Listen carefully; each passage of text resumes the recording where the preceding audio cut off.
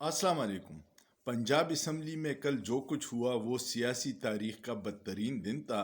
तहरीक इंसाफ के लोगों को असम्बली में जाने से रोक दिया था और मुस्लिम लीग नून को सहूलत फराम की गई थी कि वो अपने लिए स्पीकर मुंतखब कर दे। इलेक्शन कमीशन ने रिज़र्व सीट सारी पार्टियों को दी है। तहरीक इंसाफ का फैसला अभी रोका हुआ है कि वो कभी इनके मुकाबले में आ न सके, क्योंकि मरियम नवाज़ और शरीफ ख़ानदान इलेक्शन कमीशन का आका बना हुआ है। लेकिन उसमें एक दिलचस्प बात थी जो मैं बताना चाह रहा था। मलिक अहमद ख़ान को स्पीकर मुंतखब किया गया। मलिक अहमद ख़ान से भी बड़े बड़े मुस्लिम लीग नून के लोग हैं जिन्होंने कुर्बानियाँ दी हैं। इनके हिस्से में स्पीकरशिप क्यों आई? उसकी बुनियादी वजह यह है कि मलिक अहमद ख़ान ने एक लाहौर के एक बिज़नेस ताइकॉन है, उनसे ताल्लुकात बनाए। उसका नाम है साबिर मिट्टू। ये वही साबिर मिट्टू हैं जो जनरल बाजवा के बेटे के ससुर हैं, और उस सीढ़ी को इस्तेमाल करके मलिक अहमद ख़ान जनरल बाजवा तक पहुँचे। और फिर ये जो डील की ख़बरें थी, लंदन प्लेन जो इमरान ख़ान कह रहा था, ये मलिक अहमद ख़ान उसका मरकज़ी किरदार था।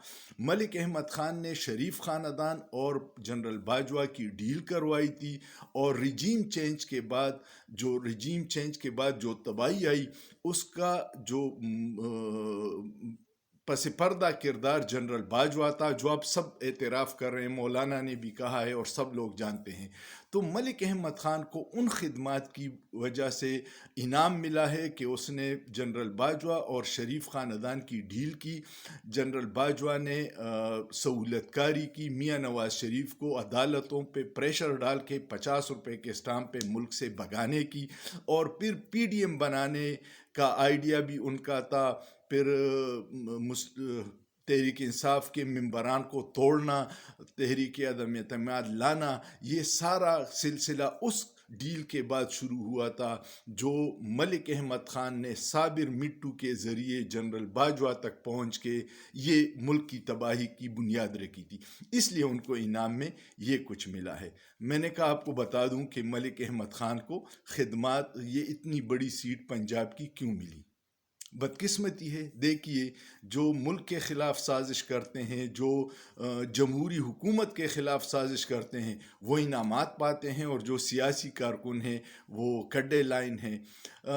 शरीफ ख़ानदान की एक और, जो शरीफ और ज़रदारी ख़ानदान की है, कि पंजाब में बहुत बड़े बड़े मुस्लिम लीग के वर्कर हैं, इंटेलेक्चुअल हैं, समझने वाले हैं सियासत को, लेकिन ओहदा सिर्फ हमज़ा शहबाज के हिस्से में आएगा या मरियम नवाज़ के हिस्से में।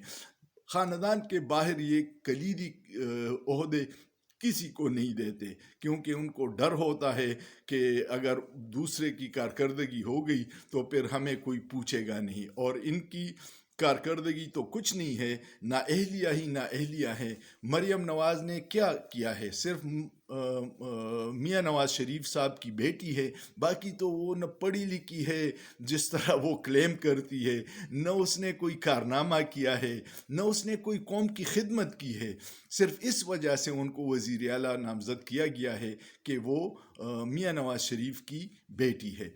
और उसकी आज इंतखाब भी इसलिए इस तरह होगा कि तहरीक इंसाफ के लोगों को असम्बली में जाने से रोका हुआ है। तहरीक इंसाफ के असलम इकबाल को लापता किया गया है। तहरीक इंसाफ को रिज़र्व सीट्स ख़वातीन की नहीं दी गई, बाकी जुमातों को दी गई है, और अब ये इंतखाब होगा। तो क्या ये जाली इंतखाब नहीं होगा?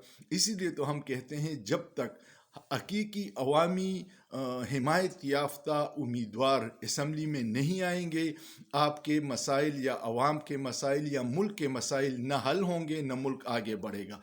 इससे सियासी बेचैनी और बढ़ेगी और मईशत को नुकसान पहुँचेगा। खुदारा होश के नाखुन ले।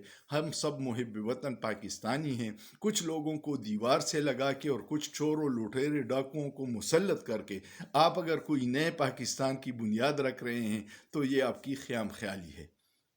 उम्मीद है आपको वीडियो पसंद आई होगी। वीडियो पसंद आए तो मेरे YouTube channel Anees Khan official को सब्सक्राइब कीजिएगा, लाइक कीजिएगा, कमेंट कीजिएगा, अपने दोस्तों के साथ शेयर कीजिएगा, और सोचिए, सोचना जुर्म नहीं है।